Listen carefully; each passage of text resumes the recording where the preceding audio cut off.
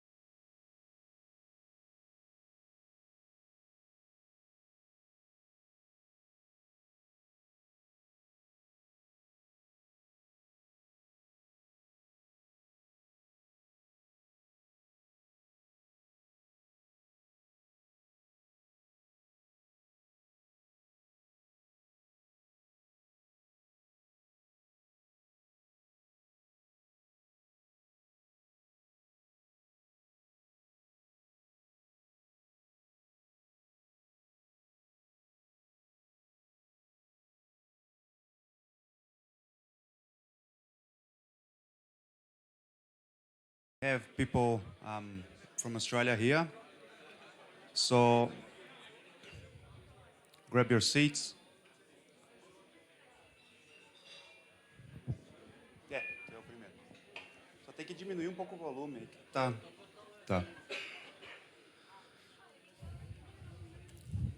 Eu coloquei a cadeira aqui para saber até onde dá para ir. Porque se mais para lá, não vai sair da câmera. Yeah. Okay, cool. So, guys, thanks all of you for coming tonight. For everyone who don't know me, my name is Anderson Andreasa. I've been on this group since 2016. The first idea of this group was to help people with visas and all the Australian IT jobs. And at the beginning, we were in 5, 10, 15, and then we grew until 250 people.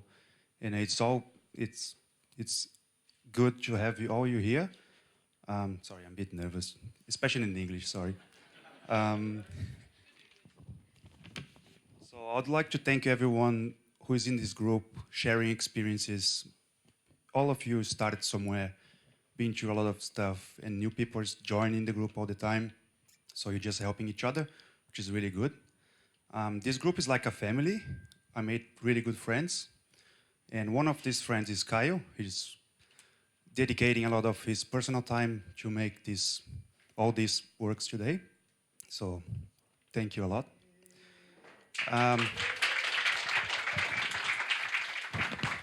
Also, thanks for Elder to be here today. He flew from Sydney.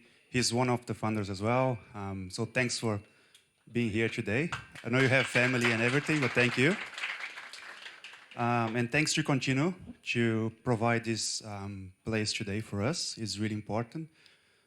It's good to see that you support people's ideas and everything, and you're doing this today. Someone from Continue wants to say something? Hey, first of all, thanks and welcome. Just a quick note, if anybody wants to go to the bathroom, it's out that way. You can't miss it. So Contino, for those who don't know, we're a technology transformation company. We work with clients, helping them with cloud adoption and software transformation. We also play in the data space as well. So if you'd like to work with some talented people like Ko, please feel free to come reach out to me. We're hiring. Val at the back, reach out to her as well. If you're looking for a job, she can also take your questions. So please enjoy, and I hope Brazil do really well in the Copa America. Thanks.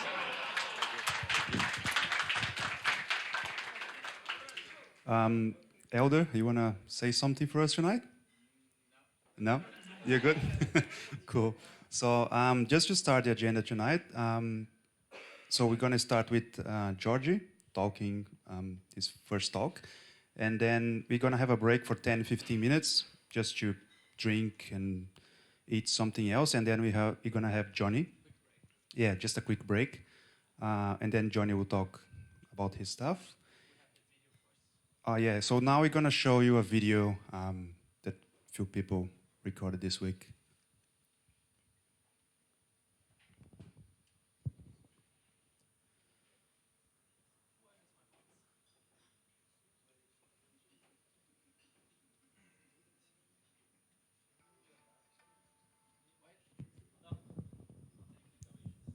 Call the support.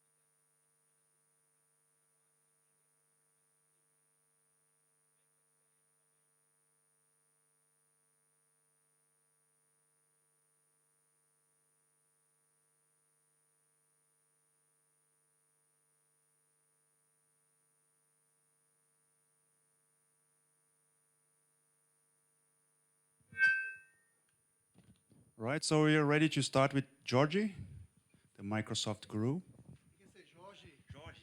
Okay. Aqui tá o...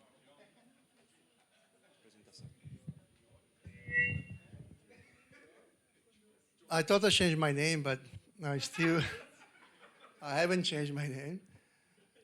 But yeah, that's true. That's the first advice I have to tell you is like, you have to change your name when you move to Australia. Normally, never going to be the same. And is any Danielle here? Or then you know what I mean. But yeah, I'm George for customers, for friends, Georgie. And for some friends, I am Jorg. For some, I'm Jorge. And then I have a nice personality change here. Did you say Jorge? Oh my gosh, there's another. Is anyone from Recife here? Or? I'm from Recife in Brazil, and that's northeast. Very nice weather. And I'm not missing anymore. I have to stay here because the camera want to see me there. No problem. Okay, that's like very, my pleasure. Thank Kyle, Elder, and our IT.BR members to invite me to be here. They said that we are seniors, just because we're here for I'm here since 2006, and don't think because I work for Microsoft now that was easy to be here. It was a long, long, long journey to do something like that. I used to be a public speaker in Brazil in Portuguese. To be able to say, okay, I can do the same in English took me a few years. A few means 7 or 8 years. Just because, I don't know, you never say, one day you have to say, I'm going to do it, and it doesn't matter if it's going to be good or not. And Kyle asked me to talk a little bit about my history and what I have done on the last 13 years in Australia. I call that, I'm going to talk about Kubernetes, but many people here maybe have no idea what Kubernetes means. And, but I promise it to be high level and conversation about technology. I'm not going very deep to explain how that works, but bring idea that what Microsoft is doing with Kubernetes. And I have some Twitter. I'm very friendly on Twitter if you want to ask anything. I have a couple of ones. I prefer use my personal one. And that wasn't a long time ago. 4 years ago, I think, or 5, I decided to have Twitter. Now I have more than 2,000 followers. And it's just decision. Everything in life is a decision. And I always say, if you live in Australia, you made a big decision in your life already.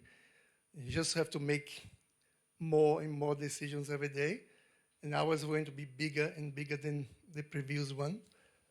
And now I have all these titles and these things, but at the beginning, I came with my CV to Australia, and I found out that my,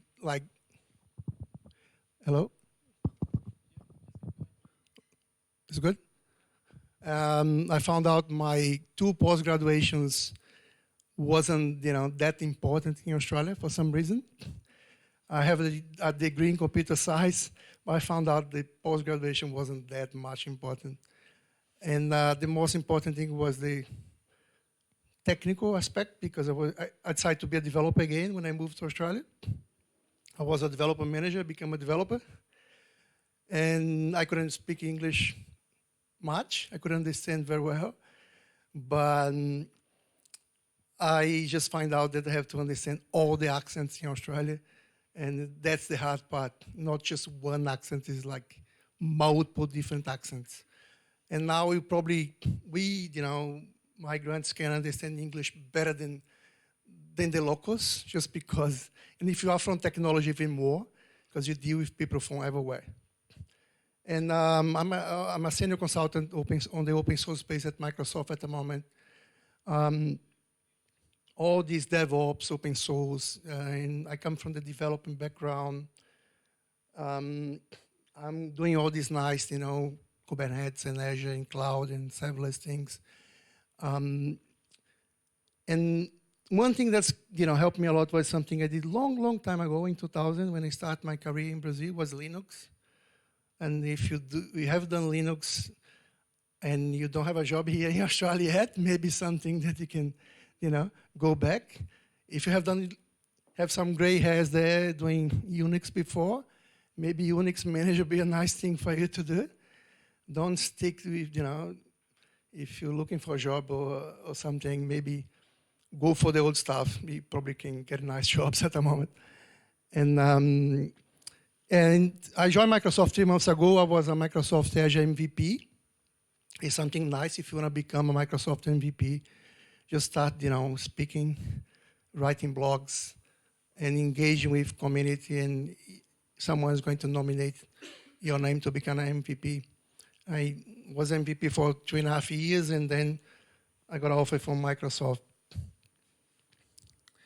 And Kyle asked me to talk about a little bit about my history, and that's my history. I came in 2006 with like 6 or 7 years of experience in Brazil.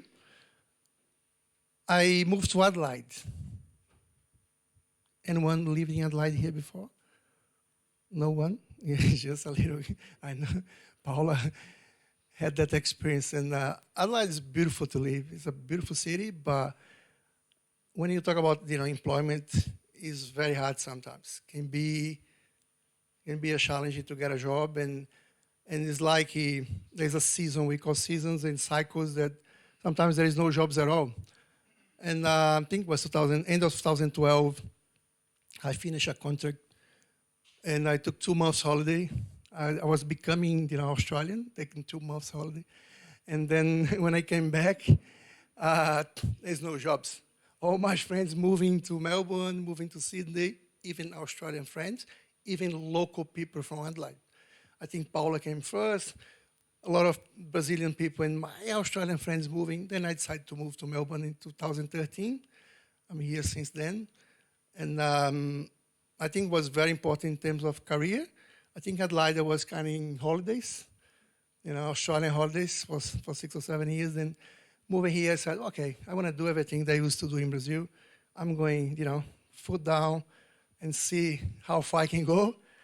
And here I am. And 3 years ago, I joined a consultancy company called Cloud with K. It's part of Telstra now in July 15. I'm shortcutting the Adelaide side. But 3 years ago, I made a decision that I was going to do everything that I used to do in Portuguese. I was speaking. Then I was speaker at Microsoft Ignite November 15. I don't know all the talks, but I did a few talks. I did API Days here in Melbourne. I did Container Camp twice in Sydney, Melbourne. I did Ignite again in 2017, and did a bunch of meetups and conference as well. Became MVP, started talking even more. I did kind of like NDC Sydney, I did as well. And I think some are here, yeah. Global Azure Bootcamp, I did probably 3 times. Integration Bootcamp, I did twice. Meetup probably did 5, 6, or 7 meetups. Docker meetups, Kubernetes meetups, and Azure meetups. And I'm just saying that technology these days is moving very fast. Means that everything that you know, in 3 years' time, probably will be gone. It's not about what you know anymore, because everything is public. All the documentation is public. It's more about your networking, and it's more about what people know what you know. If they don't know that you know that stuff, you're not going anywhere. Then how you do that? That's why you write, and you have to tell people what you do. If you just go for your job that nobody knows and go home, nobody knows what you're doing. That's why social network sometimes is annoying, you have to keep falling, but sometimes it's your opportunity to tell the world what you know. I learned that from someone from Microsoft, and people say, nobody gave me opportunity, to change my career. But opportunity, you have to create that opportunity.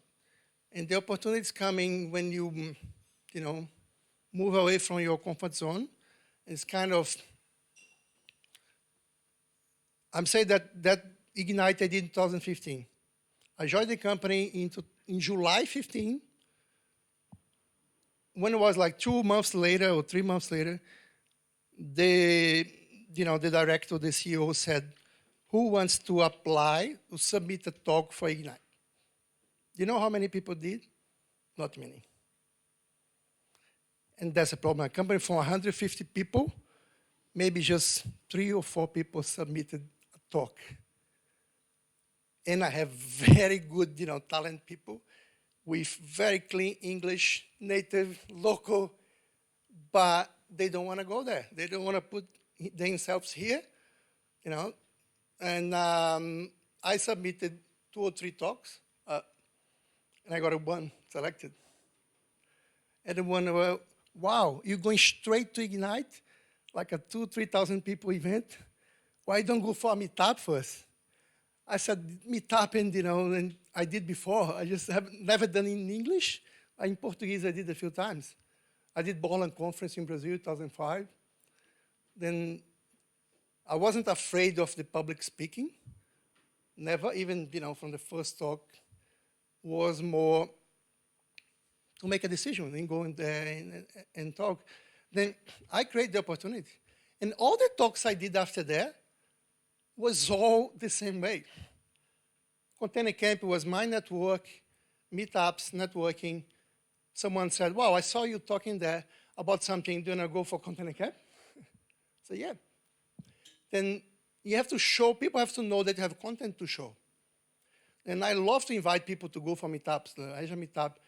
So if you have anything to show, just put your hands up.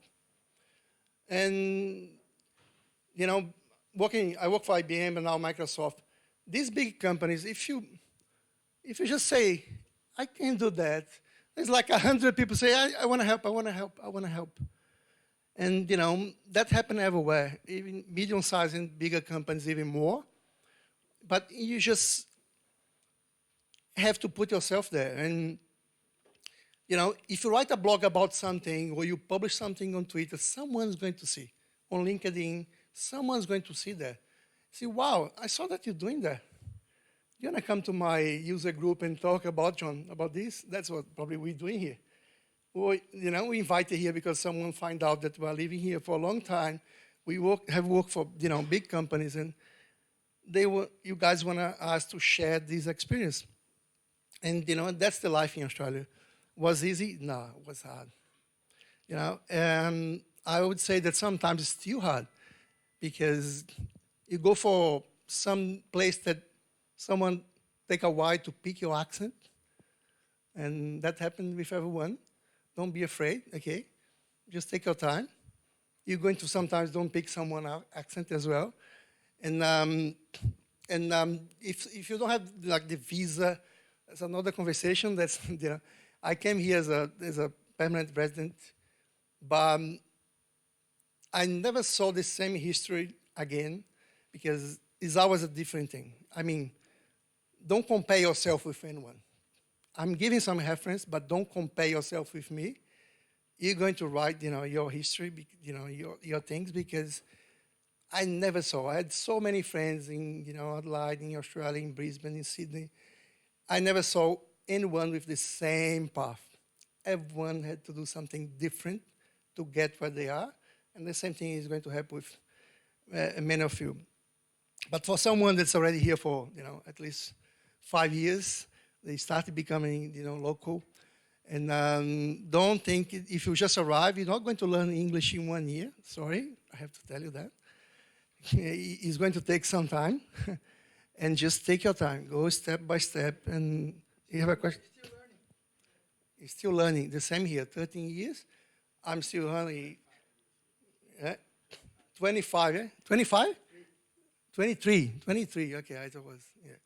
13 was me, I'm 13 years here, and 23 is still learning, and that's fine. We make mistake when you go to Brazil, we say vacuum, there's no vacuum in Brazil, and it's like, hey, we translate back, but that's life.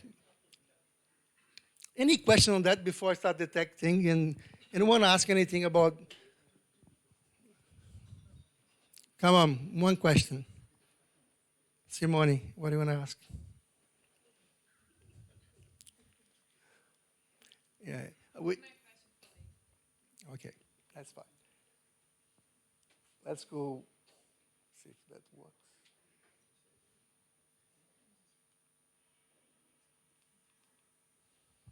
Let's try to move here.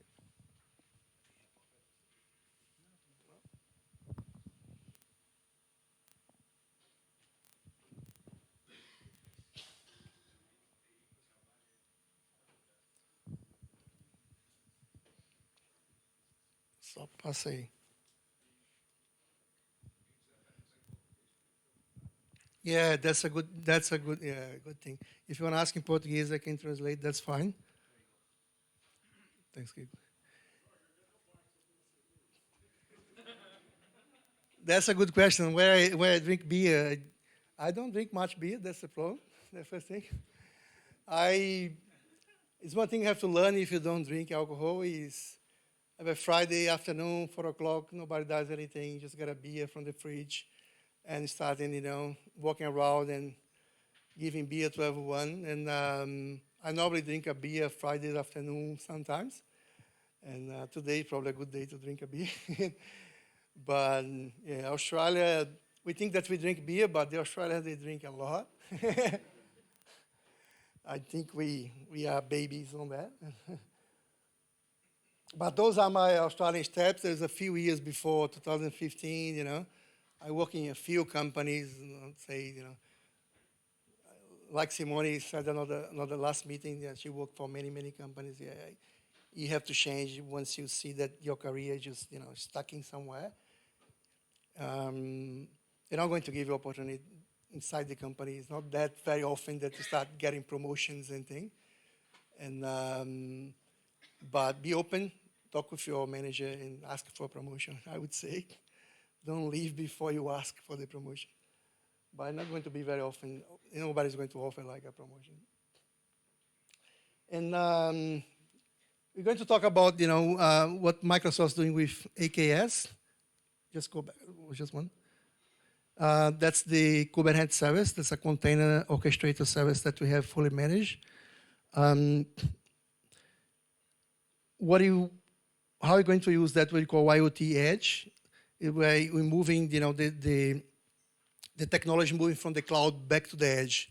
We move everything to the cloud, but now we say, hang on, something should be running on the edge, on the premise, because make more sense to be here. But how can we bring some things from the cloud and make those things running on the edge? And how can manage this edge device with Kubernetes, and how Kubernetes now is running on the edge itself. Now, we have a fully managed service on the cloud. Now we're going to move some things here, and you're going to manage from there. Okay, and now I can say, the technology that I'm using to run some things here, I want to use the same technology, to manage scalable things on the edge as well. Then we're moving more and more things to the edge with this technology.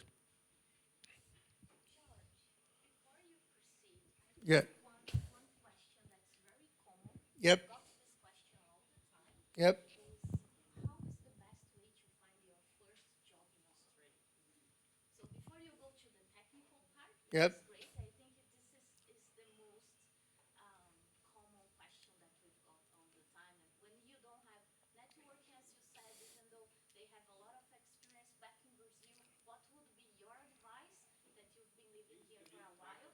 But nowadays, what are your tips, your advice for everyone to get their first job? She's asking about the tip advice to get the first job when you don't have network, you don't know anyone, you have your skills from Brazil, you say, how can I get my job? And that's not an easy question to answer, to be honest.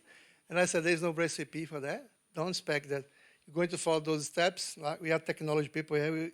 We like scripts. We like to follow procedure, but there's not much procedure for that. If you have a visa already, just keep in mind that doesn't give you a job. There's a few people that move back to Brazil. A lot of people never got a job.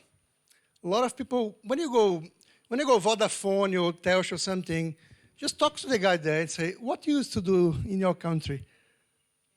They used to be, I got a cab last week with a guy that worked for IBM in India. I got another guy that worked for IBM in India working for Vodafone on Chadstone.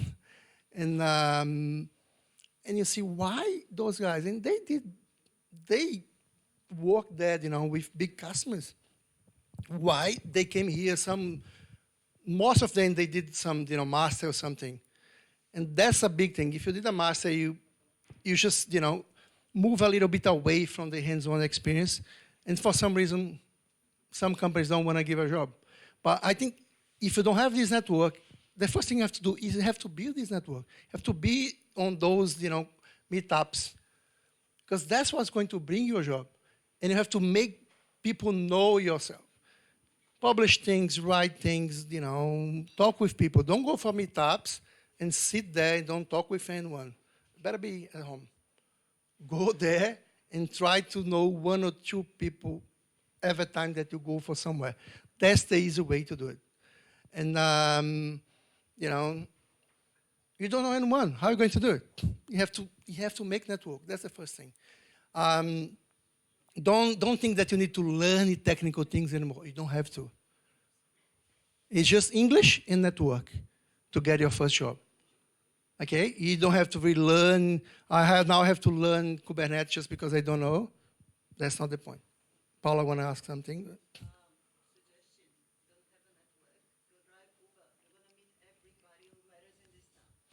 Drive Uber, yes. You're going to. I met this guy from IBM. He was driving Uber, and I think that's the first thing. And just go talk to people, improve your English, and I'm pretty sure if you come here with at least 3 or 4 years experience in Brazil, or you have your knowledge, you have your technical knowledge, you did a degree there or something. You don't need the technical. When you get a job, you're going to do like 20 hours shifts, learning things, leave the job, go to the library, go home and learn something. Focus on network and your English. I think that's my advice.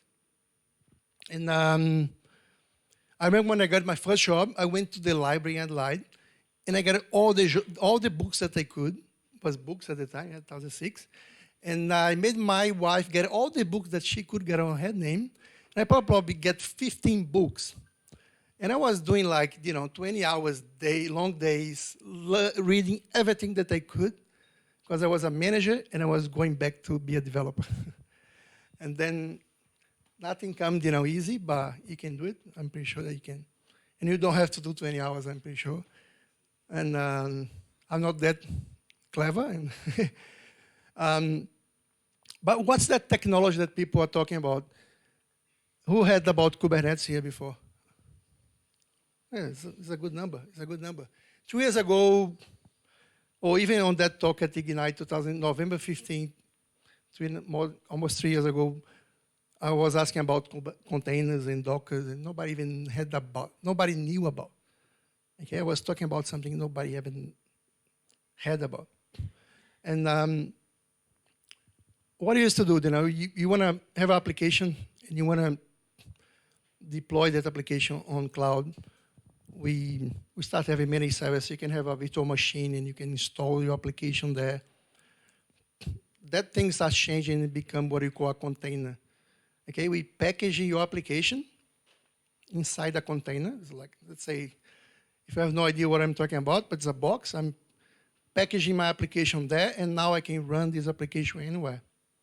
This guy here, what they're doing, they're scheduling your box, your container, in a bunch of nodes. When you say node, that's your virtual machine that you used to deploy there. Okay, you used to have a script to deploy, a PowerShell or something, or a bash script, or you used to log in on those nodes, those VMs, and deploy your application. Now we have one guy that's a scheduler. That's what we call Azure Managed Kubernetes, that left box. And it pretty much is an API. There's an API that I call and say, can you deploy this for me?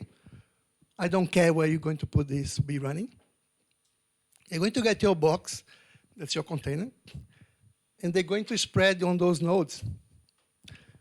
See here, they're going to talk with that kubelet on the node and say, kubelet, can you deploy that?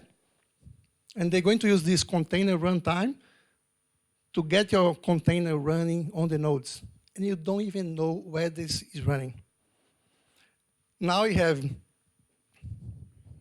on Azure, you have this managed service on the left side that's free. We don't charge for that. And you just pay for the VMs. Let's say I want to create like 3 VMs with 2 nodes and 4 gigabytes of memory. 3 nodes, I have now 6 cores and 12 gigabytes of memory.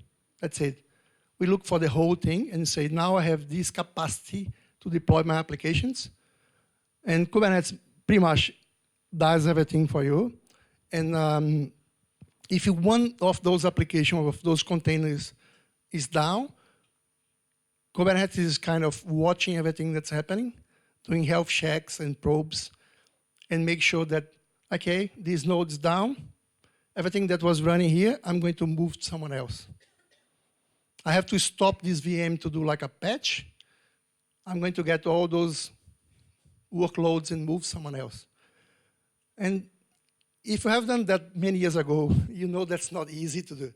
We used to do like web farms with, like in Windows, we used to do web farms with IIS, Internet Information Service, that's like a web server. And to create a cluster or web farm used to be very hard. You know, it used to be days or weeks of job to build those web farms. Have you done that, Elder? No, you're lucky man. And then, yeah, you're lucky. Some guys that are younger that's just doing straight, going for this thing. People are moving to this because there's a big value on that. And when you think about scaling your application, like, was 2 days ago, my daughter was watching The Voice. Anyone watching The Voice? And at the end of The Voice, they say the voting is open. And she got straight away the tablet, and she tried to vote, and the site was not responding. Okay? What that means, the site's not scalable or fast scalable enough to manage all, to respond or answer all the requests that's coming from the cloud. I mean, imagine how many millions of people, maybe 1 or 2 million watching The Voice, and they say the vote is open, maybe it'll be like 200,000 people trying to vote at the same time. And that's what these things are about. How will you, Pokemon Go manage to have millions of users like in 1 week? They use that. I don't think it was running on Microsoft, but they use Kubernetes. And it's kind of scaling millions of new users every single day or hour. And it was just creating new VMs and spreading this workload everywhere. That's what Kubernetes is. Can you move that? But that's not enough, okay? We can use another technology. There are other technologies that can do the same. But now we have cloud. We have Microsoft Cloud where we can have these virtual networks and storage that we talk a lot about, unlimited storage or anything. That's exactly where Kubernetes integrates with this cloud-native technology that you call Azure, virtual network, Azure storage. And once you get these fully managed and you get all that integration with networking, let's go for, next level. And most of it's not just Microsoft doing that. All the, the main cloud providers have service to do similar things. But Kubernetes can become like a platform as a service, or, where you don't really manage the VMs. You're just telling them when they can stop the VM to patch. But this is almost fully, in some stage, will be a fully managed service or platform as a service. At the moment, still some management that you have to do. But the next thing, if you go next one. And how they do that? Let's see the control plane. Yeah, I have plenty of time because you guys are not going to take more 10 minutes talking about technology like that, as you bring to get crazy. But that control plane on the blue box there, that's what most of the cloud providers like Microsoft manage, is a black box. Then you don't have to care about that. They're going to patch, they're going to do everything that they have to do. And you just tell, now you can even go further and say, look, I have things that I have to run on Linux, some other things I have to run on Windows. And now you can create what we call node pools. You're going to create a Linux node pool and a Windows node pool. The ARM node pool is not there yet. That's why I haven't put Microsoft name anything here. There's AKS there. I think the future will be you have ARM, base VMs there as well, and probably cheaper to run. And means that you can use any platform to deploy application. People say, most of the cloud-native applications now using Linux. But that's not true. There are a lot of Windows. And if you don't have a job, and if you have Windows experience, don't try to learn Linux now, because you have to get your first job, okay? You're going to learn Linux if you maybe working already and you want to move to that space. But if you don't have a job and maybe don't have even a visa, go for Windows, because that just went to production. It's coming to production right now, okay? What they call Windows containers. And I tell you what, there's a lot of things to be done in that space, and not many people that knows how to do it. It's not that complicated. If you're doing Windows before any kind of development or deployment using IIS, web server, you can do it.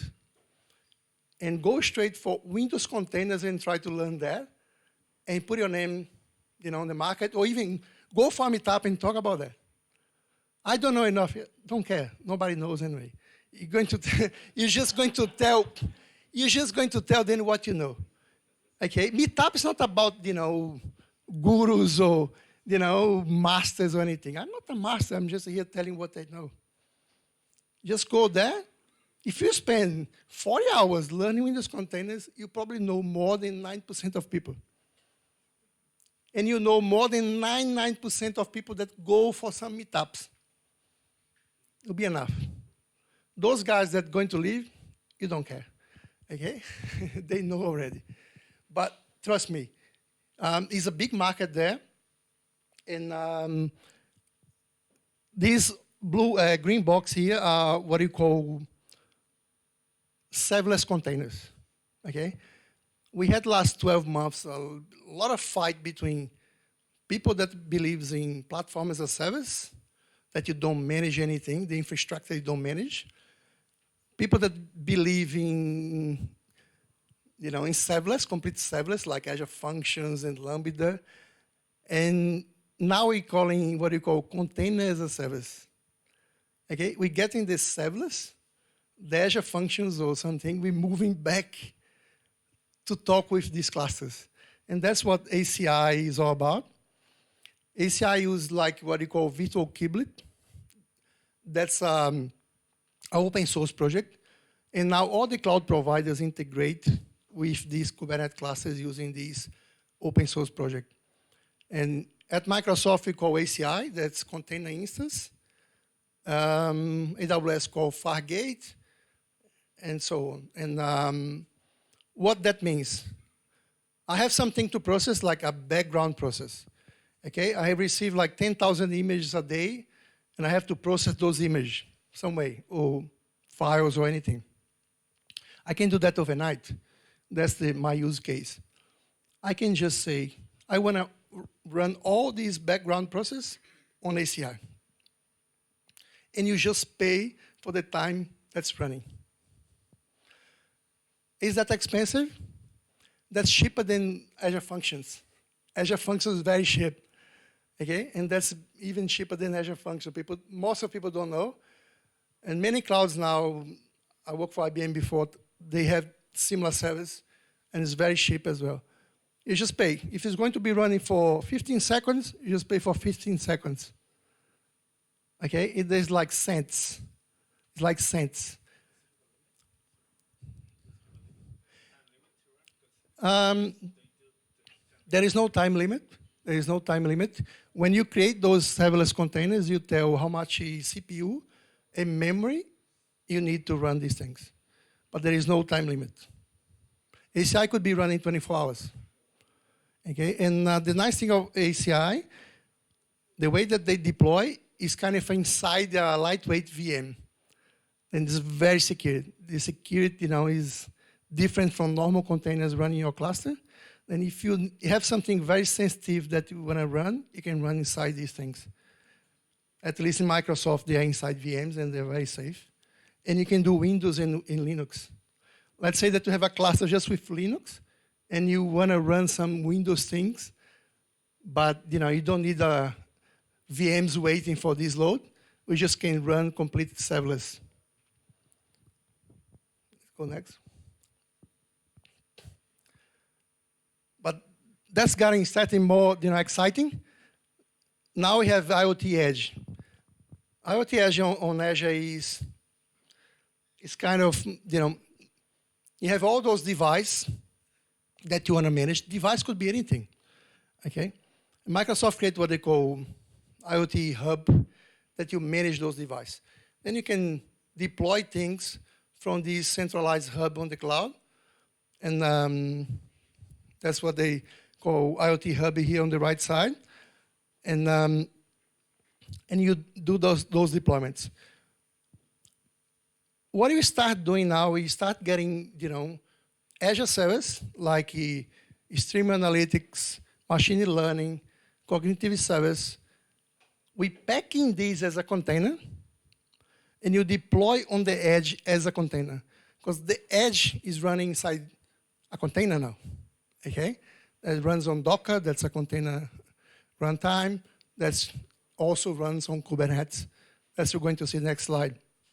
But the main message here for someone working on IoT is, let's say that I want to do a face recognition here. I have a camera here in my hand. I want to do a face recognition. I used to have to get your image, send to the cloud. They're going to try to find out who you are and send me the answer back. But now we say, hang on, I don't have a connection. I don't want to go to the cloud. I want to do that face recognition here on my side, complete offline. Now I can do. I can get that cognitive service, move to the edge. Let's say I have a computer here. Everything will be running on that computer. Or if I have a network, maybe I can have like a server here or another machine running those edge applications using containers, and everything will be running locally. But it's all managed by the cloud, by the IoT Hub. And if I have to deploy these in thousands of customers, let's say you have a software that manages chemistry, and they are complete normally offline sometimes, okay, or they have to be sometimes. And you can just say, I want to deploy all my customers. I want to push some updates for face recognition when someone comes inside the shopping. You could do something now this way. But the message is we're going to move the things from processing on the cloud back to the edge, but you still manage everything from the cloud. Okay? There's another slide there.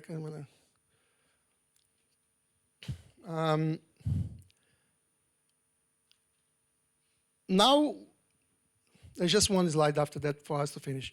But that slide is say, now we're using this cluster, this Kubernetes cluster, that's a bunch of VMs where we deploy everything, and he manages where the applications are running. Can I use the same technology, okay, to now also deploy my IoT things? We saw ACI before, container instance, with that virtual kubelet there. Someone saw that virtual kubelet and said, hang on, I can use the same thing for device, not just for serverless.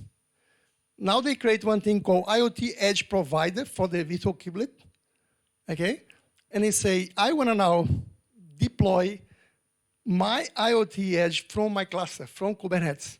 The same way that I deploy container as a service, serverless container, sorry, I want to deploy my IoT things. And now you can do the same. And that's all open source, by the way. If you go virtual kiblet, and all these technologies are open source. And now we have Kubernetes deploying your applications on the cloud. You have Kubernetes deploying your serverless containers, your serverless applications as well. And now you have Kubernetes deploying your IoT edge applications, all from the same platform. Nice. And the last one is go on. The edge is running Docker, or that's not very scalable. We want to have the same scalable Kubernetes management that we have on the cloud. We want to have this on the edge as well. Because people find out that we can deploy machine learning, cognitive service, and this thing is growing very fast. Now people want to put more and more things on the edge. And someone said, okay, let's get Kubernetes and put on the edge because Kubernetes is scalable, okay? And there is a few now versions of Kubernetes that are more lightweight for the edge. And you can deploy Kubernetes on the edge. Let's say it's running here on a machine, on a computer. And I'm going to use the IoT Hub that's running on Azure. And now I'm going to deploy the same way that I deploy on Docker, I'm deploying on that edge agent there. And I don't know if you noticed they say module A, module B. Module A, module B are applications that you're getting from the cloud and deploy on the edge. Could be a machine learning, text recognition, face recognition. Could be a stream analytics, getting, metrics. And you start deploying things, and you have 3 nodes to deploy. You decide how big will be your cluster on the edge. And you can deploy these on ARM machines.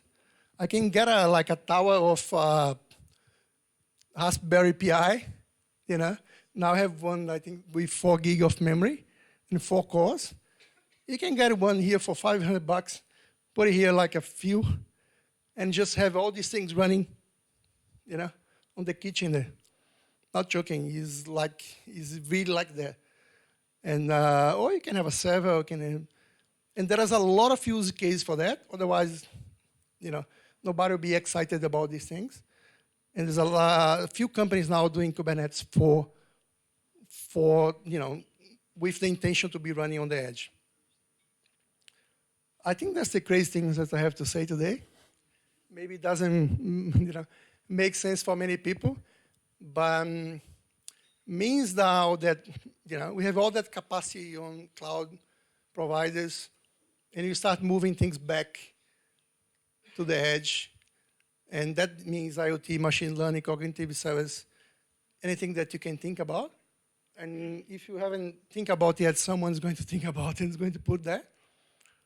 And 4 years ago, 2014, I saw the market on containers, and that was my turning point in my career because I invested 100% to learn this thing. Okay, and this talk I did in 2015 was some containers with APIs, and since then, I even left my job to just focus on that, moving, to be a contractor. Then now I'm back on consulting again, just to focus and learn this thing. But 2 years ago only, was just a bet for me. My boss wasn't happy. People wasn't happy because I was say, I want to do that.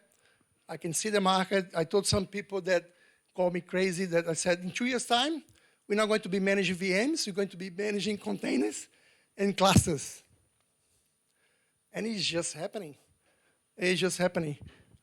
Just for you guys to have an idea, Azure Kubernetes Service for Microsoft, for the whole Microsoft Cloud, is the fastest growth product in the whole history of Microsoft, on Microsoft Cloud. Just for everything. And, I was lucky. I got the vision right. Sometimes you get it wrong.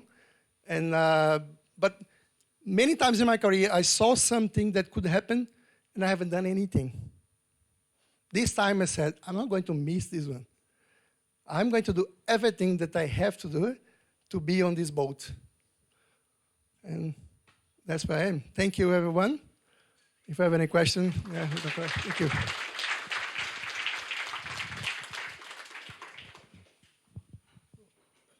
Question, Elder is a container guy, oh my gosh. Just want to ask about the developer experience on Azure when it comes to Kubernetes, because everyone complains that Kubernetes is complicated, it's hard to engage devs, and sometimes even ops. I can see that on AWS a lot. Yeah. What about Azure? Because we know that Google has better. Google is really good when it comes to developer experience because they invented Kubernetes. So Yeah. what are your thoughts on the developer experience of Kubernetes on Azure? I think all the clouds are working very hard to to improve user like onboarding the new developers and admins to use Kubernetes, not just Microsoft. Microsoft has something that I think is very exciting. It's called Azure Dev Space. Have you heard about Azure Dev Space? No? There's one. See, I did a meetup about that. When nobody knew about, and people, what this guy is talking about? It's on YouTube. Docker meetup, Kubernetes meetup I did. Used to call another name. It was in preview at the time, but things like Azure Dev Space pretty much integrates the whole development team on a AKS cluster. Means imagine that you have a front end and back end developer. Okay, I'm the back end because I don't like front end, but you are the front end developer. I'm making changes on the API that you have to call. How normally used to work? You have to commit my code. I have to make my change, push my change, to GitHub or whatever, Git repository that you're using, and then he's going to push that and run locally to see if it works with the change that he's making. Now you don't have to do that anymore with Azure Dev Space. You pretty much, we both going to work on a cluster that's running on Azure. We have to be online, but we're both going to be working there. And you just say, look, I want to use your version, the version that I'm using of my branch before I even commit. Now, before I even commit my code, you can route your front end to use my API before you even push the code. That's a game changer.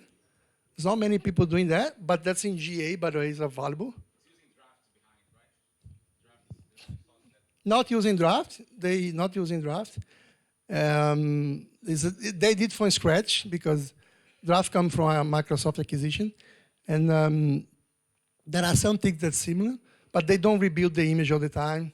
That's very clever things. I did private preview when they're in development. I gave a lot of feedback. It's something you can do as well. If you're working for a consultants company that's Microsoft partner, you can there is a called Azure Advisors, group.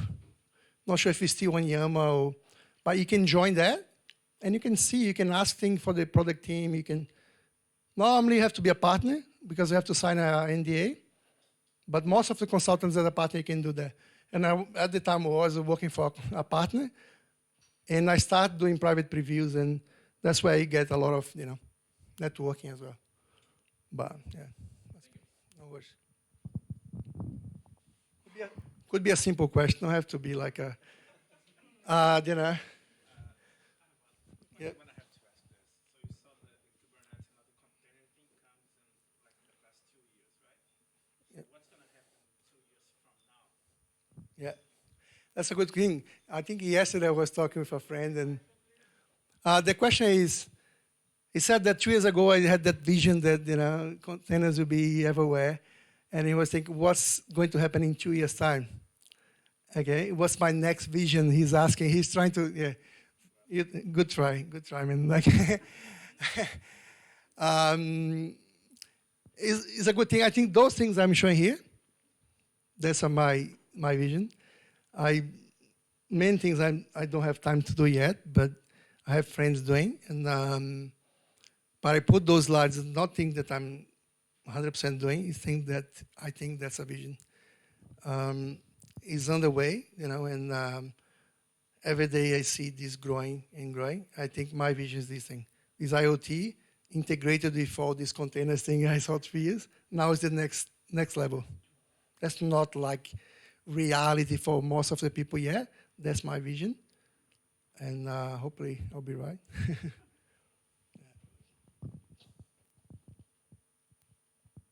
Come on, simple question. Like where I come from or something. Okay. Thank you, guys. I'll be here. Thank you.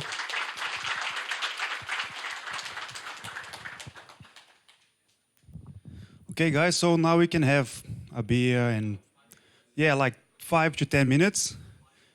Okay, Caio is saying 5 minutes. So just scull your beer and come back to your seat.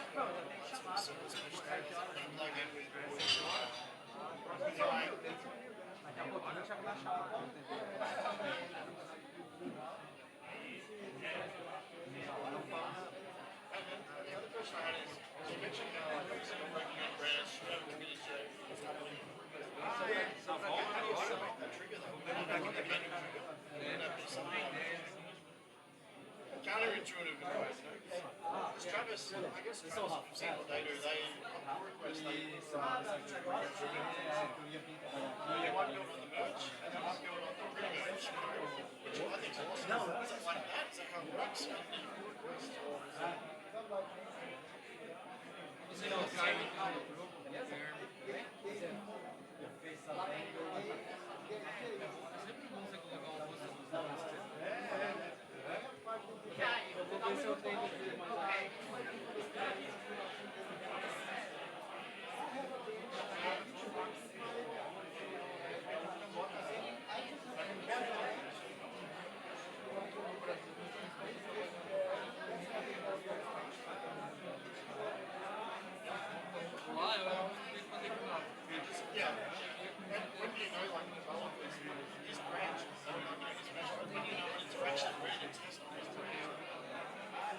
That's sort of my question. If you're running code on your range and your space, or just I'm running guy, how do I know I'm actually ready to test?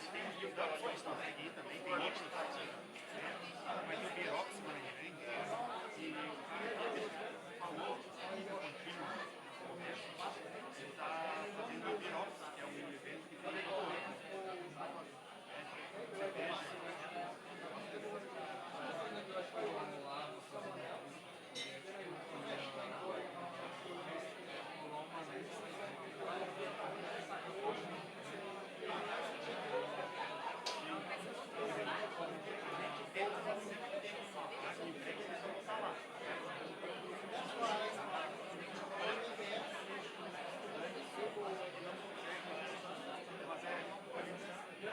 É o meu caso.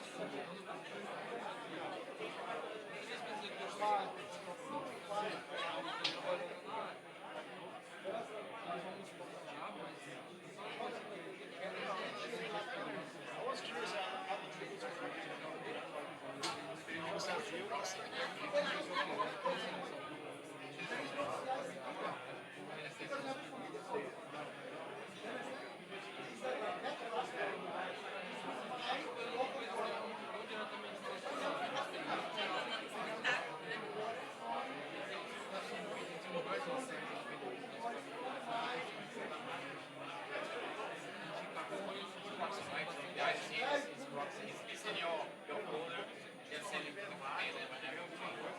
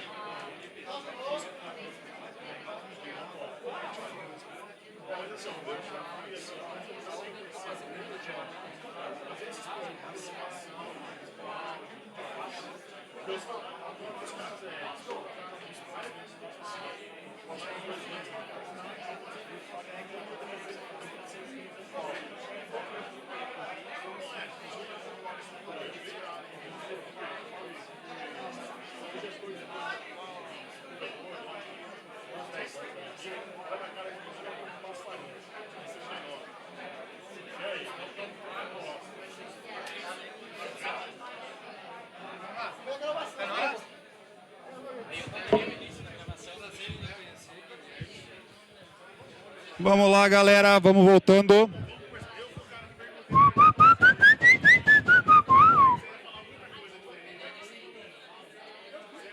All right, guys. Grab your seats again, please. Let's start with Jonny now. Desculpa aí. Vamos sentar, galera. Depois dessa talk vai ter mais comida, mais bebida. Vocês podem fazer o networking depois também.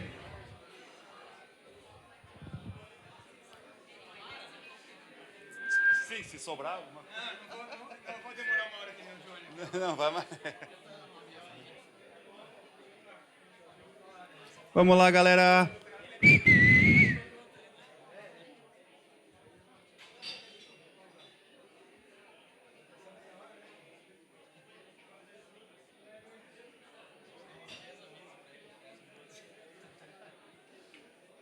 O Jorge, ele gosta de falar.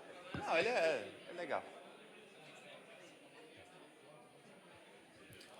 Vamos lá, gente. Vamos começar.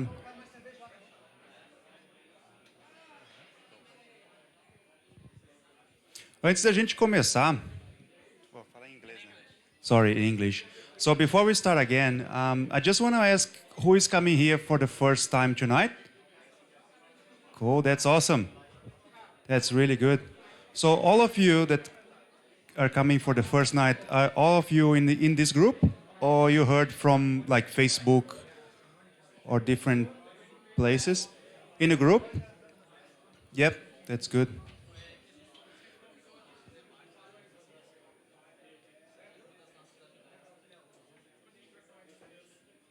Another question. Who here is on a student visa? Cool. And who is has a PR already? Cool, that's good. Half and half, 50%. Yeah, we all in getting there. That's good. All right, so John is ready to talk now.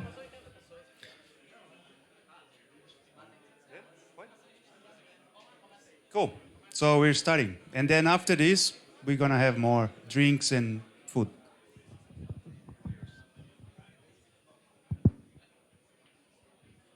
Good evening, everyone. Unlike Georgie, porra. Unlike that man, I'm not a public speaker. This is actually my second meetup ever. Thank you. And I'd like with a quick quiz first. Who's here, please raise your hands, has been less than 2 years in Australia? Less than 5? More than 5? More than 10? More than 15? No one? Really? Okay, all right. I saw the domain tunnel being built. That was in 1999. It was amazing. They started digging the tunnels from both ends at the same time. And the mayor at the time, he was left to break the little thin layer that was left behind the two ends of the tunnel. And he took a pickaxe and broke the tunnel in that end. It was amazing engineering effort at the time. Back in 1999, it was fantastic. And someone here asked me, did you see a lot of transformation happening in Melbourne? I said, yeah, it's completely different. It's amazing. It's amazing what happens. Anyway, I do not like my beer, like Georgie. He was with a bottle of Coke. Yeah, that's mine. That's mine. Yeah. I got a clicker. So I'm Jonny Oenning. I landed in Melbourne 1996, and through my history here, a few years later, I went through a government statistics website, and I found that there were 214 people, Brazilians, that landed in Australia that year. And on the month of May, there were 6. So I actually had a place in the map at the time. It's really fun, really good fun. I work for ANZ. I've been there for about 3 years. I'm an engineer, like most of you.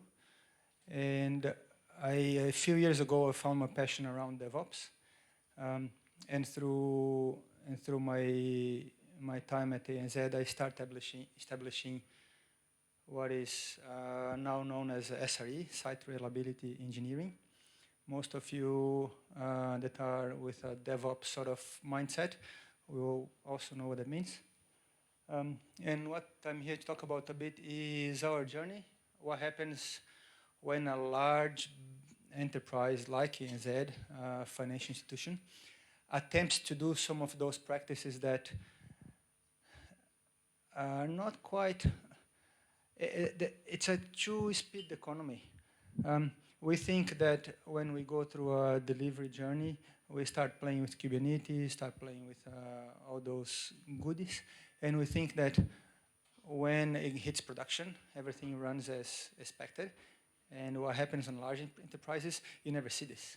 They have so many silos that the most people that work in smallish consulting companies, let's say like Contino, you don't have the opportunity to see what happens after it goes to production. And I've been through that journey as well. I've been through consulting companies. And now with over the last year or so doing this and saying, whoa, that is fascinating. So I'm here to talk about a bit of the journey and hope it's entertaining for you guys as well. If this clicker doesn't work, I have a portable clicker there. Portable because it also can work. Yay. So a bit of a disclaimer. I have to put in, some of this is my opinion and my journey. It does not necessarily represent the company. So that's me. I'm a chapter lead engineering at ANZ for 3 years. A few years ago, I left the pure software development, developing features, if you like, developing APIs. And I started asking myself a question of, what happens with this piece of code? What does it take from me writing it, get a pull request approved, to production? And I started digging, and I found this book called Continuous Delivery. It really changed my life and set me on this career path. And later on, another fantastic book that I really loved, The Finished Project. So anyone interested on that kind of journey should have read or read those 2 books as well. A bit of our agenda today. Let's go straight into it. So, a bit of ANZ, 40,000 employees, many divisions, many silos, many domains. It's a massive company on the financial industry. It's one of the top 4 banks in Australia. And they do not yet consider themselves a technology company. They consider themselves a financial company, but that is changing fast. In September 2008, about almost a year ago, the support group was a completely separate division somewhere that we never spoke with those guys. There was this famous works in dev, doesn't work in production. There was a big wall in there. Before that, I was part of the delivery stream. When it was ready to go to production, it doesn't matter how many automation and things you had. When you say it's ready to go to production, those guys, because they're never part of the journey, they said, I'm not going to run it. Give me a run sheet. Give me all your 200 steps in a spreadsheet. Really? But that's basically what happens at enterprise level. Because they've never been part of the journey, they don't trust it. So in that time, those guys joined the same team. That was a game changer. That changed the whole concept because they will start being part of that. And we started a continuous delivery journey. We started what most people call shift left. Instead of being in charge of production only, we started looking at what happens on the delivery pipeline. And at that time, we had a team of 10 people on this application operation space. They did functional support and operation support and a number of those things. And what they asked for was give me documentation to the nth degree of this application going to production or this feature going to production. In October, that was reduced to 10 because they went elsewhere, part of the organization transformation. And that's a bit of the history for what I'm talking about here today. To give you a bit more context on SRE, Site Reliability Engineering, for those of you that are familiar with the concept, you will find this perhaps boring. For other ones, you've probably seen what DevOps concepts everywhere in Wikipedia. It changed every year. There's a new thing in there. Set of practices, blah, blah, blah, blah, blah. Every year there's a new definition there. But as you know, you got so many silos or steps or phases on any delivery cycle. You know, your customers, your business owners, they create requirements, yada, yada, yada. And the waterfall and the agile and all those things come up. But for me, I keep telling people at ANZ and everyone I can about what I think DevOps is about. It's simply this. It's amplify the feedback loop. What does that mean? Whatever happens here needs to go back here. If that doesn't happen, your products are never, ever going to be good enough. Because if this is a silo, you got a problem. If this is a silo, you got a problem. Believe it or not, for those of you that worked in consulting companies for large organizations, which also was ANZ in the past, and majority of the companies I've been, this was done by one consulting company, this by another consulting company, this by another one, this by another one. They never talk. What can go wrong? Everything. And moving a bit into SRE now, Site Reliability Engineering. It's an implementation of DevOps. Is what happens when you put software developers in charge of all those operational concerns. All those things that these large corporations following ITU processes and loaded the organization with operators that never allowed for stability on systems because they never had an input on what happens. They never thought of problems as engineers, as software developers. How can I automate myself out of today's job so I can look into tomorrow's job? And that's what SRE is about.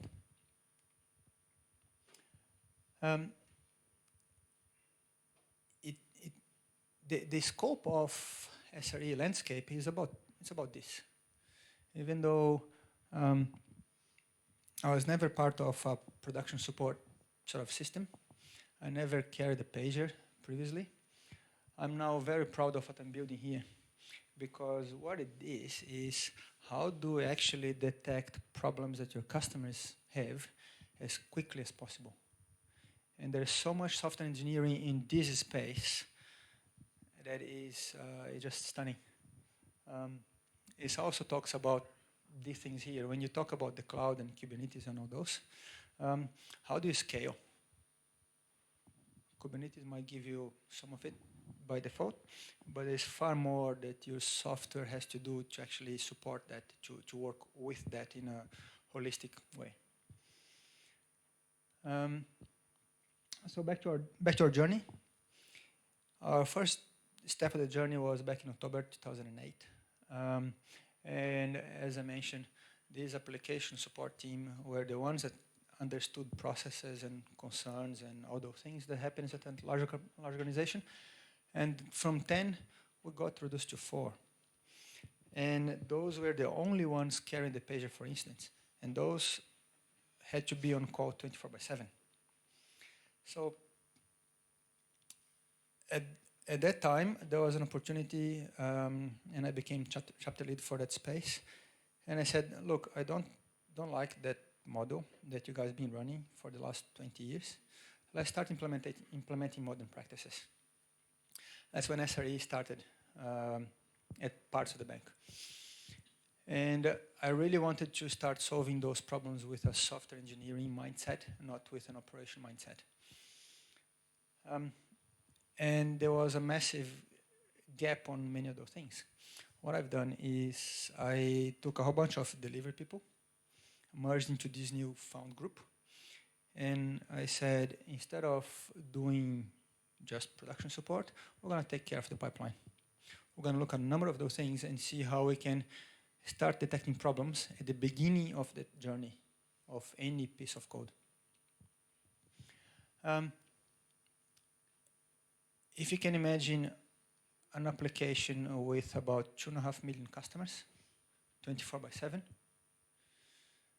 there is a need of someone carrying the pager with roughly 1,000 pages per month. You don't sleep. That was a big of a mess. And we split into 2 shifts to start finding a balance between that. We look at a massive skill matrix, understand what is all the skills required for the job. Kubernetes is one of these columns. It's massive. And we start doing an assessment of what we need and what is required. I know you can't see this, but the dots were the gaps that we had to start addressing. We created an ongoing learning growth mindset, if you heard that somewhere else. And I started applied agile practices to it. Typically, a support organization is very reactive. They take tickets from incident systems and so on, and they don't apply practices to improve what they do. They don't quite understand agile practices and woes and whatnot. So I start to apply that. I start to say, look, let's find a way that we split the team, but don't split the team. Allow for focus on improving and automating and everything else around that, and not drop the ball at the same time. And we started moving away from functional production support. On these organizations, what you see is this support group, all the minor works, the little things that happen, they have to fix it, but they never have an input back in the pipeline. And as I say, and we started moving to that model. You build it, you fix it, from a code point of view. And we start moving to a necessary concept, which means a platform support, not functional support. If the platform's up, if it's serving majority of our customers, but 1 or 2 are not working because of edge cases, it's your problem. You build it, you fix it, you go and help. Not so easy though. A lot of pushback on that. We had this issue around prod support sustainability, because as you expect, you only have 2.5 million customers. Roughly 100,000 of those log in on any given hour. The platform can't really go down more than a few minutes. And even that is kind of hard. We moved to these 12-hour shifts, which effectively means 84 hours worth of work for a person on a week. That doesn't really work. So sustainability was a big problem. And alert storm, when you stop caring, it's also another problem that we had to go through and solve it. We had a social contract with the team so that the 84 hours were not a burden. Only paying extra for a person to go through that journey is not enough. It does not really work, because if they are overworked on the following week, there will be 0 productivity from them, but they'll still be there. So we had to find a way around that too. So that was the first part of that journey. So we had to reestablish a team and start working around gaps and so on. Then moving on from there, I'm a big founder of if you don't understand the problem, I cannot give you a story or a piece of requirement and ask you to solve the problem because you only do half of it and probably do it poorly because you don't quite understand. So we didn't want to do BAU. We didn't want to continue the old journey of application support. That's not good enough. And we start changing the team, changing the work cadence, establish norms and policies and clarity over priority. We established a objective key result framework for a quarterly basis, so the team had the clarity of what they wanted to do next. And what else? Sorry. And what else we did? We started having more ongoing sessions about what we wanted to do as a team instead of being reactive. We wanted to take some of the learnings of the previous support week and say, how can we fix this so it doesn't happen again? We, in a matter of 5 months, we gone down from 1,000 incidents or alerts a month that were mostly false alerts to 400 a month. And that basically changed the life of almost everyone that were there, that were really afraid of going to that production support journey. And now everyone is actually acknowledging and happy that that is part of my journey for me to understand what truly happens. So when I get a requirement that we create ourselves, how to improve the next piece, we truly understand what it means. The other piece of our journey was SRE is not production support. It's one of the heads called incident response. Analogy of colleague of mine made recently was, think of SRE as the ambulance that has to pick up the patient from the road, bring back to the hospital alive. And it's there. The delivery team will have to pick up and fix and heal the patient. So for that to happen, you go back to the pyramid, you need enough monitoring, you need enough of those things to restore services, but then not to fix the underlying problem. That goes back into the whole journey. And truly, the only reason we've been able to actually progress in that journey is because of this. We took software engineers that understand how to solve problems, understand how to automate those problems out of their way so they don't happen again. So it was an initial experiment, especially from the likes of large companies like NZ. They were not at the time quite familiar with the concept, so we started at a small space doing that. And also, we subdivide the team in a sense into platform support and improvements, product things, bits and pieces around that, monitoring, and other things around change, compliance, auditing, etc. Unless you go through that journey yourself in a large company, you can't simply think that you approve a pull request and that's going to go to production. That pipeline is insane in a company that is this size. You need change orders that are typically manually created and approved by someone else before you can change anything in production. And there's a set of guidelines in there that require a lot of automation or a lot of checks around your pipeline, your security scans, your performance testing, your functional testing, and so on and so forth. And what I've done then is everyone on this stream went through a roster of this day shift, 9 shift for production support, and non-prod support. We have a Slack channel called environments, which is for that kind of support. And we pick a number of little things that that if undetected would have happened in production as well. Let's say a very simple example of that would be a deployment automation of sorts and configuration management. Some of those happen in test environments. and depends on the quality of engineers, they'll end up going into that box and manually fixing it, only to happen again on the next environment. But then the next environment is no longer their problem. So that engineering practice is not necessarily common practice everywhere. So we kind of stopped that sort of problems happening in production because we took care of the pipeline as well. And part of this was then providing guidelines on how can you do your deployment automation for your components, how you can do configuration management so it's conform with the standard or approved patterns.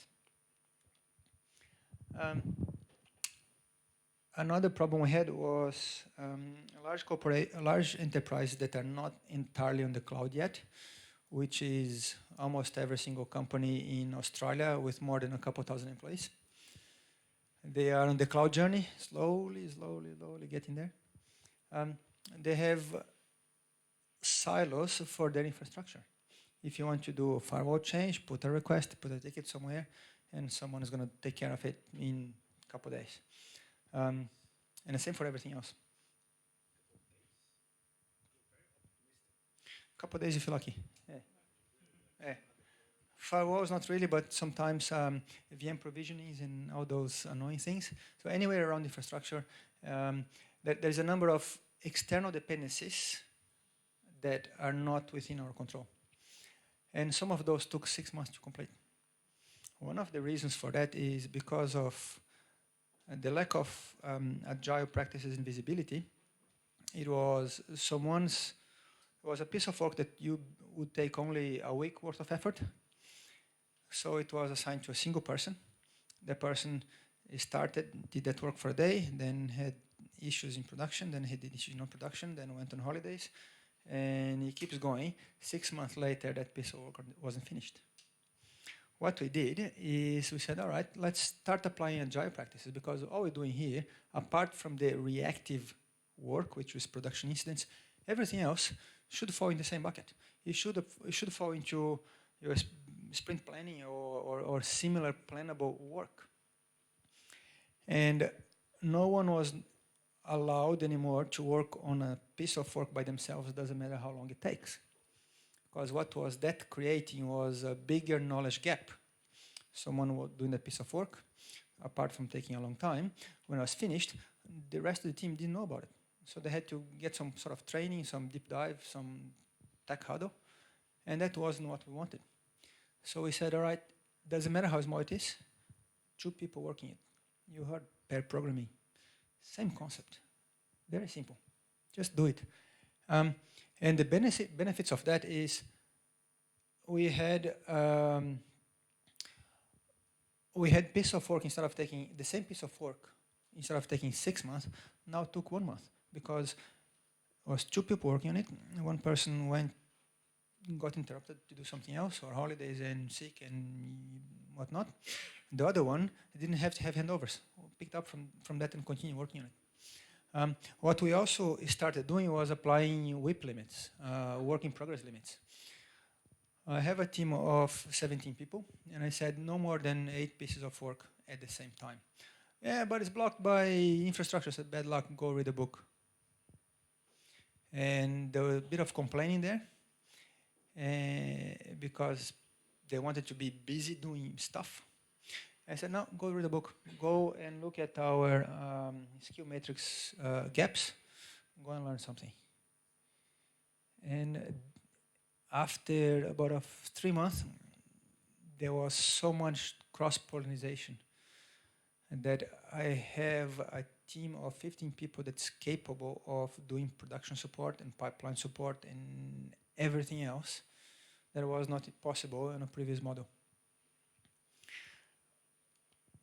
I think I just spoke about earlier, OKRs, Objective Key Results. It's probably a framework that many other companies use to provide clarity in what we're trying to do.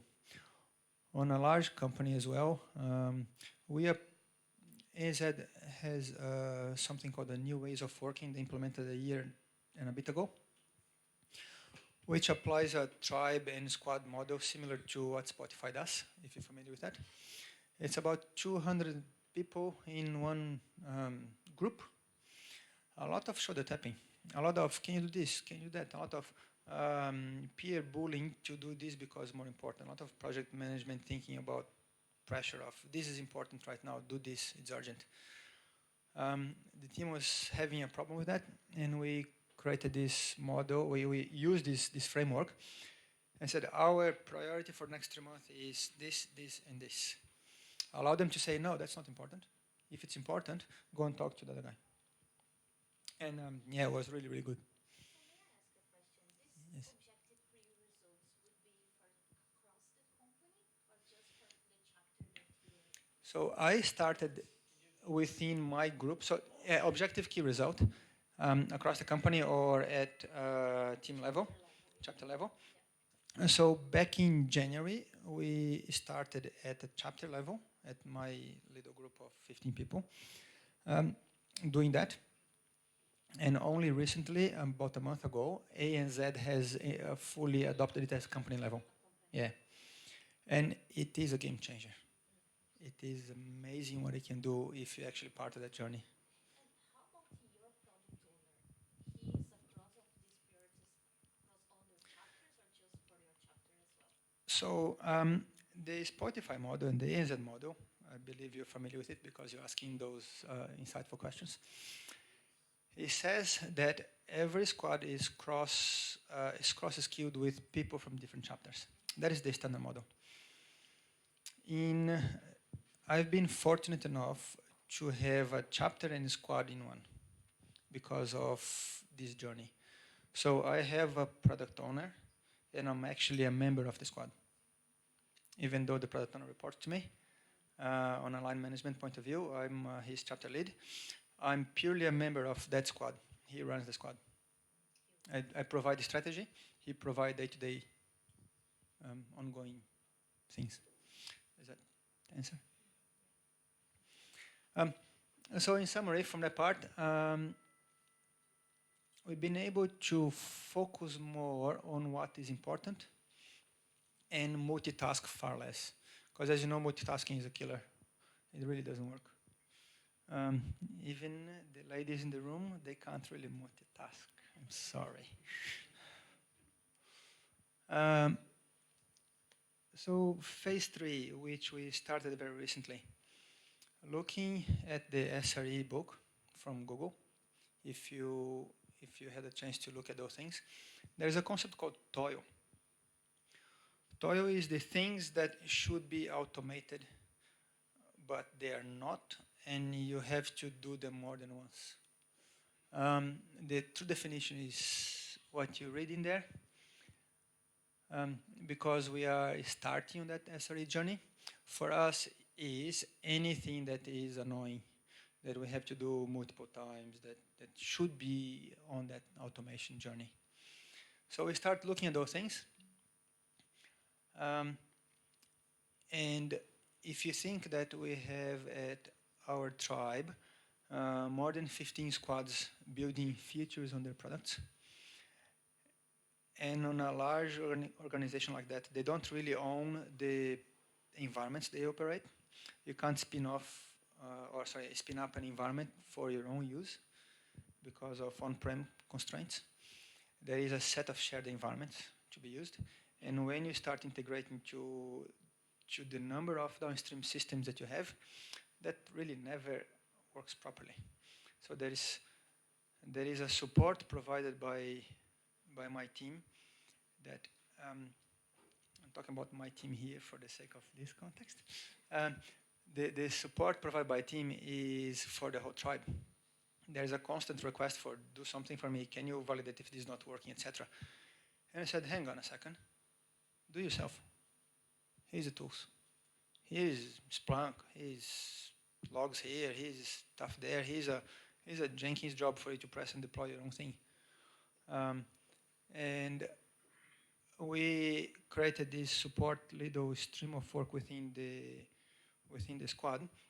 The 4 people are responsible for answering those and mentoring and teaching the rest of the tribe on how to be more self-service. All those logs from them for the test environments are in Splunk, but they were not not well trained in going and run a Splunk query to get my logs.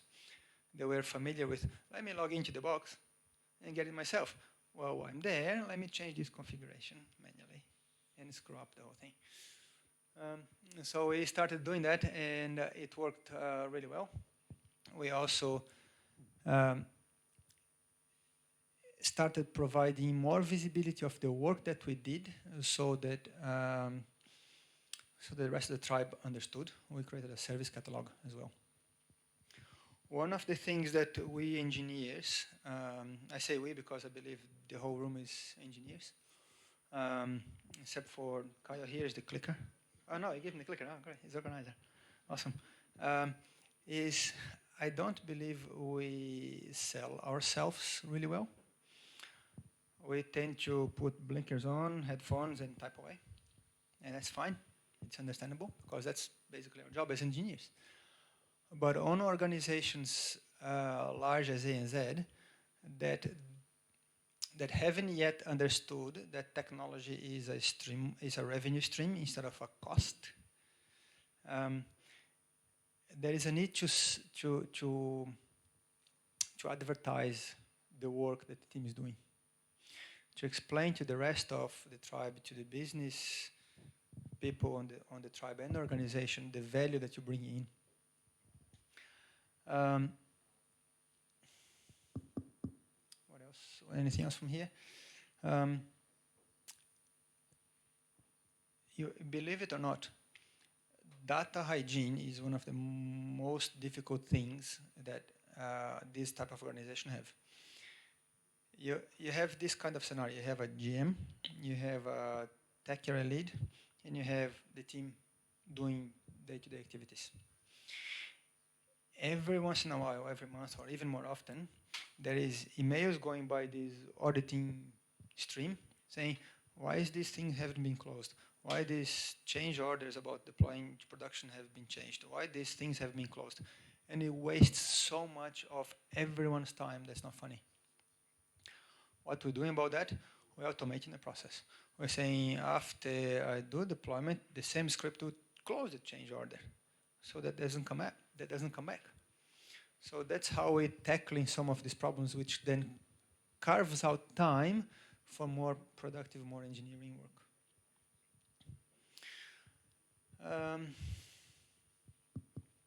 What else are we doing? We have Slack on the company. Previously, we had things like this.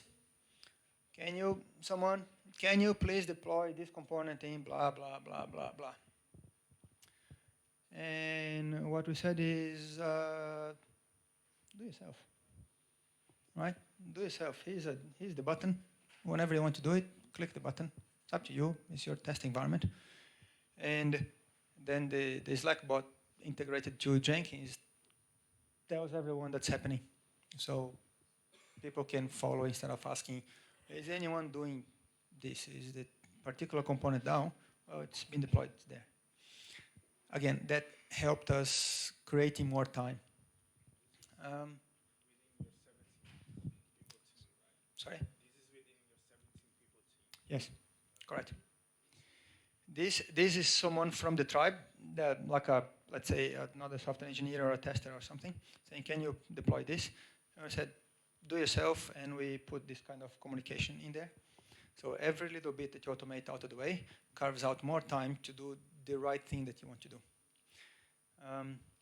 We also created a whole bunch of dashboards based on monitoring to start talking about what's up, what's down, and so on a pipeline view, not only in production.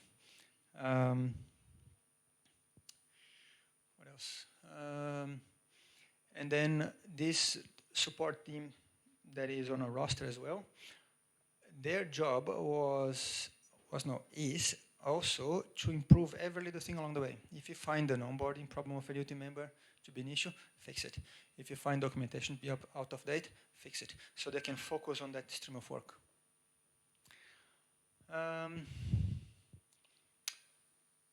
This is one of the things everyone that goes through a consulting company or a large organization that do not know what happens in production is going to find this problem. It's going to find that whatever you're doing there, if you don't have the production support people involved in the journey, they're not going to use it. It's a waste of time. So that is a big benefit of what we're doing as well. I believe that if you don't feel the pain, you're never going to fix it. If it's Kyle's problem, not mine, never going to do anything about it. So feel the pain, you fix it. So what's called problem management. I don't personally believe that works well. We are taking a different angle on that and doing post-mortems, which allows for more open conversations and blameless conversations. We are bringing some of those learnings back into the enterprise itself, because ANZ, if you think that the tribe I work on has 200 people, ANZ have 40,000 people. There are several dozen tribes with exactly the same sort of problems, and some of those are going through the same journey. There is conversations about SLAs as an asset with 2.5 million customers. We have an obligation to have an SLA at 99.9%. But the construct that exists does not allow for underlining conversations of what those areas and what it means at asset level. If you look at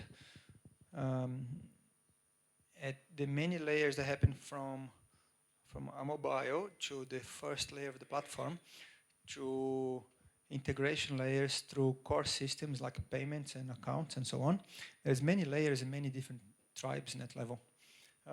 What does that mean for each one of those? How can I start thinking about, if I have large outages, if I don't meet the SLA, can I redirect the budget from the engineering or redirect the resources from delivering features to stabilization? So that conversation is ongoing. We are currently at 400 alerts per month. We are working hard to make them more actionable alerts and reduce that number dramatically. That means, if you remember the pyramid at the beginning of this slide, the bottom layer was monitoring. Monitoring and observability and distributed tracing and everything else along that path allow you to detect problems quickly. And a lot of our effort ongoing now is to improve that layer of monitoring across the stack. And this really never ends, a journey. We're going to go through the books again, we're going to go through the articles, we're going to go through blogs, we're going to go through all those and saying, compared to what we're doing today, is how can we do better? What did we miss? How can we be a Google? Even though as a bank, I don't believe we'll ever be a Google. But if we can aspire to be similar or to try to take some of those learnings and bring it back, we will.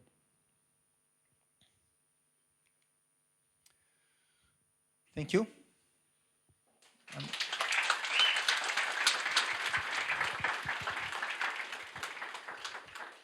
Hey, Jorge, foi mais aplauso para mim do que para ti.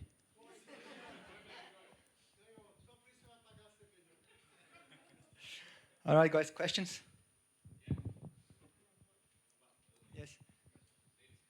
Did you have much problem trying to convince the high-level managers or other managers about the change that we wanted to do? Like, do you have some of these hours that you spend trying to convince these managers? Because, like, I worked at Itaú before I came here, and we had to spend some time just to convince these managers that we were trying to change something for benefits, you know. So Working at the bank, so I've got the benefit of working for a person that is technical and influential as well, but I learned something. Don't ask permission, just do it. I apply a common sense rule, and I think common sense prevails. I break a lot of rules, many, many rules. I said, don't like it, not doing it. I tell my boss first. so he backs me up. But there is a fine line in there as well about breaking rules, where you, if you understand the compliance requirements, what typically happens in these large organizations is they take the regulators' controls, create dozens and dozens of processes of those things, and pretend you have to follow those instead of following the controls.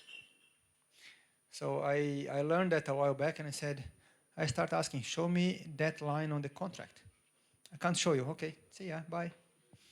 So yeah, it's a fine line. Sometimes I get it right, sometimes I get it wrong. I got quite a few slaps on the wrist along the journey, but none of those was fatal. So yeah, that was part of that. I said, look, don't like this. I'll do what I think is appropriate, as long as we don't put customers in jeopardy.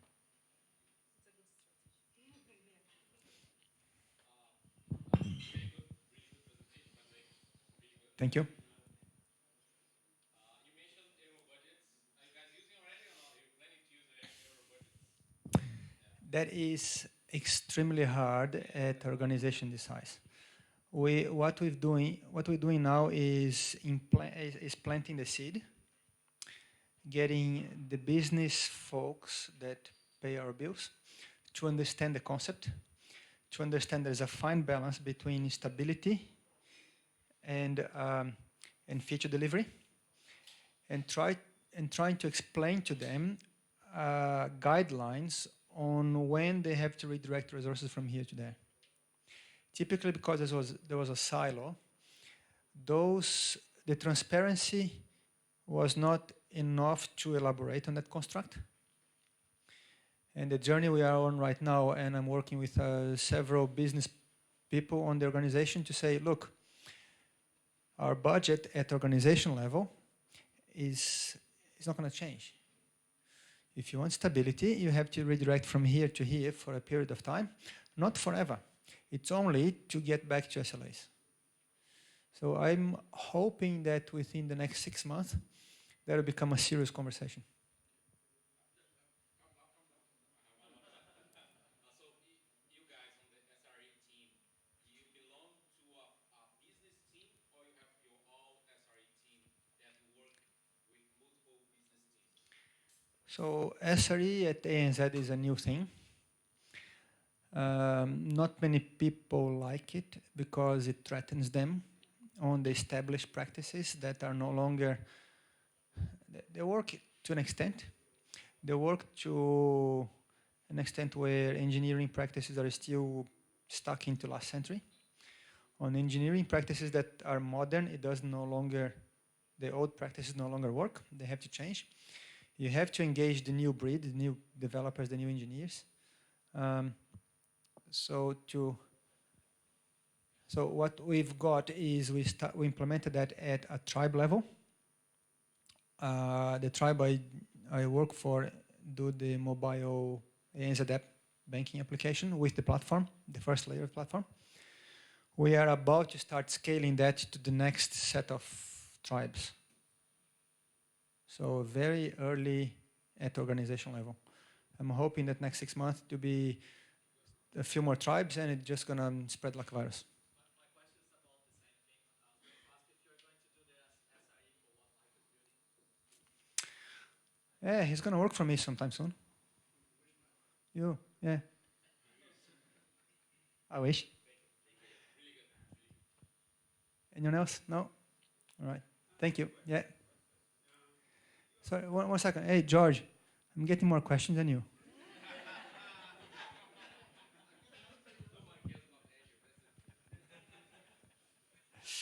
Come on here, man. Come on. Yes, please.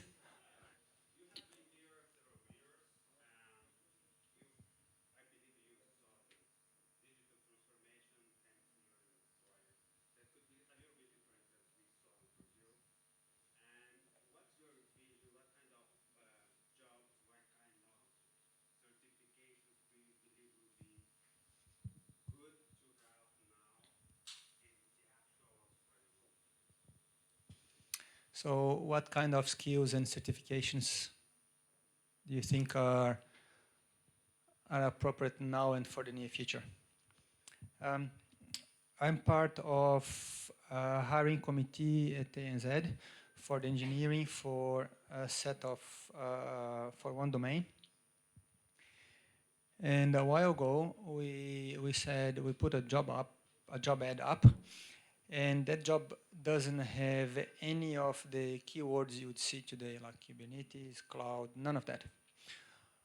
I think that technology is changing so fast that you can't focus on a framework or on a particular set of skills around that.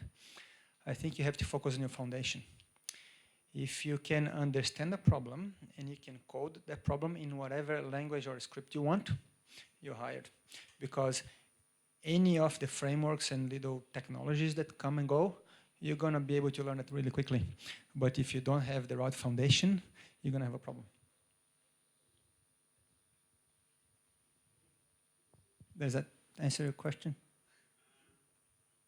So GCP wasn't a thing a couple of years ago. It was sort of, it was just not very famous around Australia. Now it is. In a couple of years, who knows? Right? Yeah, Kubernetes is boring now. You look at the cloud, Google Next, the guy said Kubernetes is becoming boring.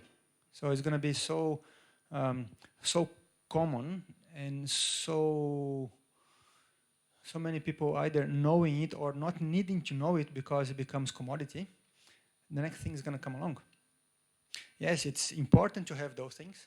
It's very important to understand and not be, I only do corn shell, nothing else. Yep, fair enough. You can't just do that. You have to have a breadth and depth in certain things. But in my view, problem solving is the most important skill you can develop. I'll give you an example. As in shameless plugging this one, we're also hiring ANZ. Sorry for the continuous sponsor here. And we don't care what language you code in the interview. We have a set of problems you have to code. It can be in Shell, can be in Python, can be in C, can be in .NET, can be in Java. We don't care. If you can come up with clean code, you're probably hired. Because then whatever is next, you will learn quickly.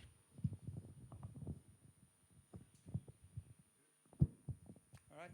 Thank you.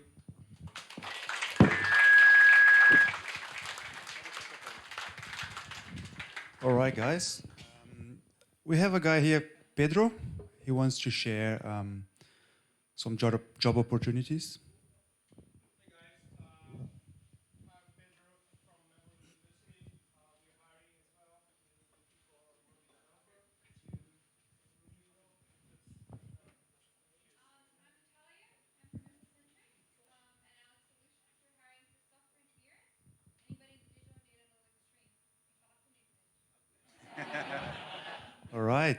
So that's it for tonight. Just enjoy your time now, doing some networking and, Yep. Quick one.